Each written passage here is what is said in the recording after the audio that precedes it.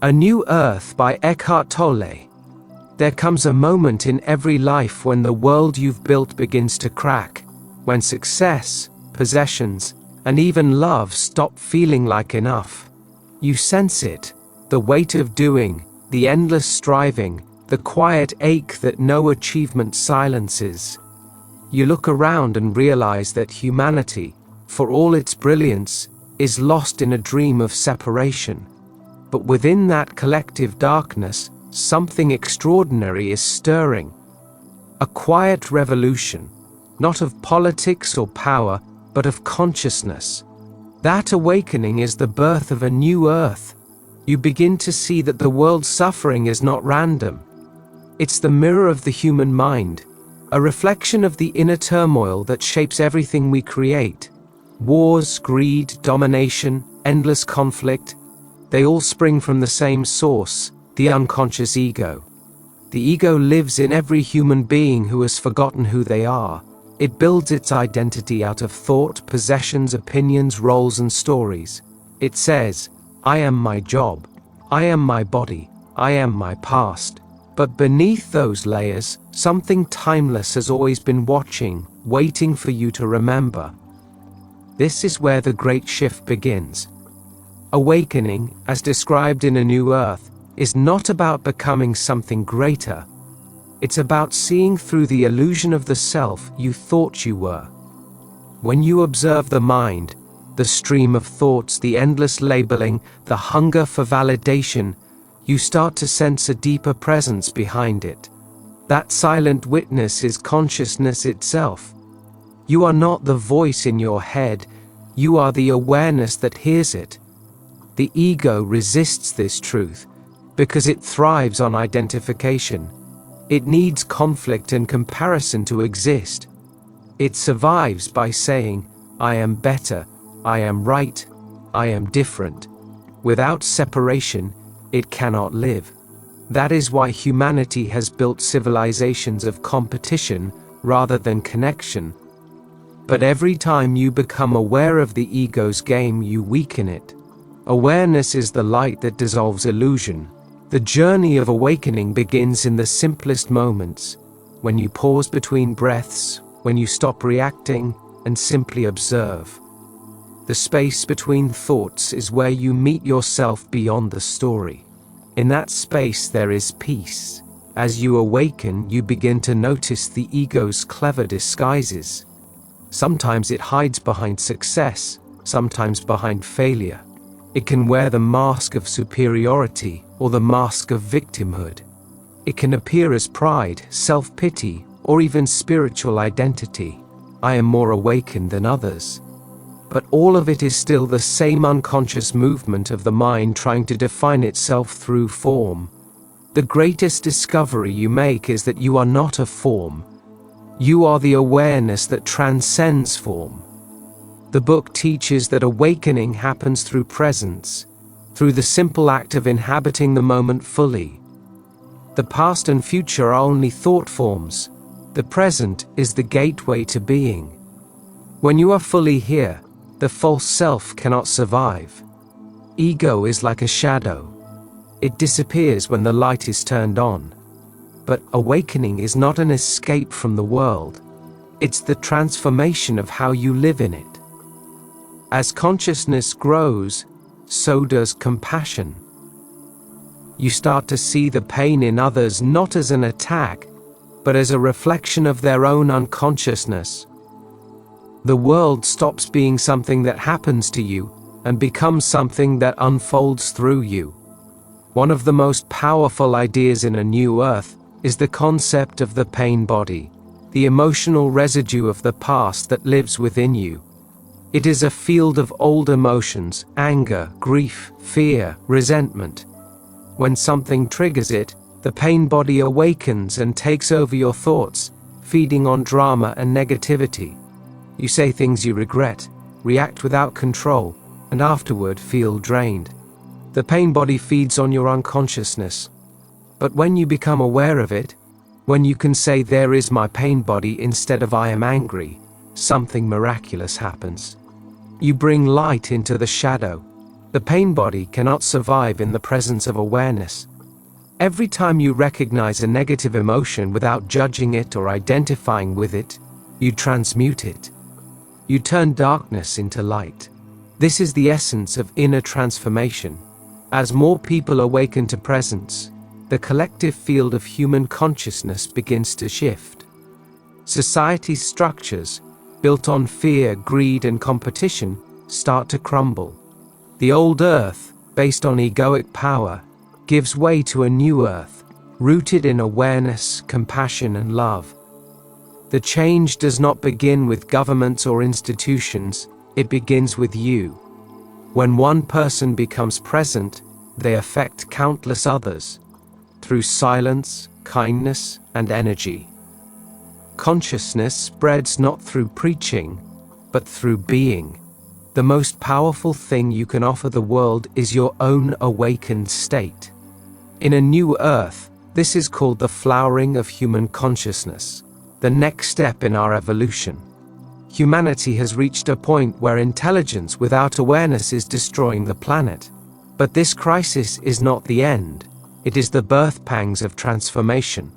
The pain you see around you is the resistance of the old to the emergence of the new.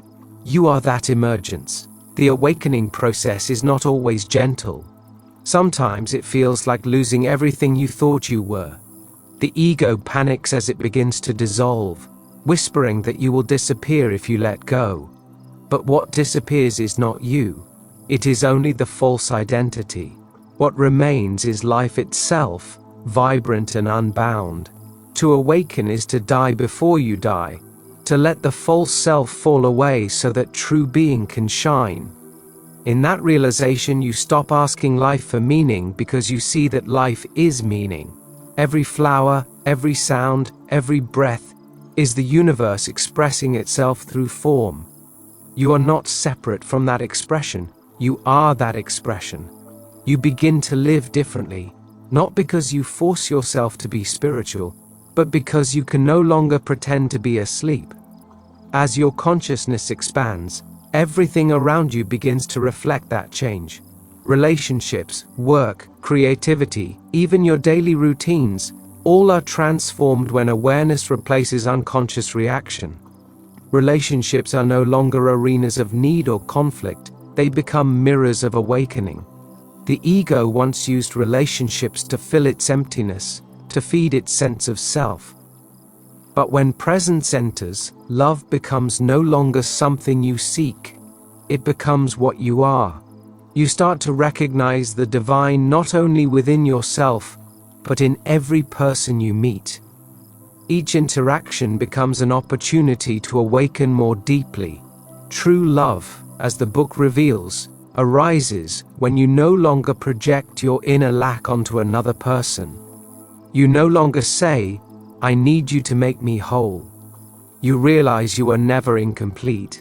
You begin to love without attachment, to give without expectation, to hold space for others without losing your center. This is conscious relationship.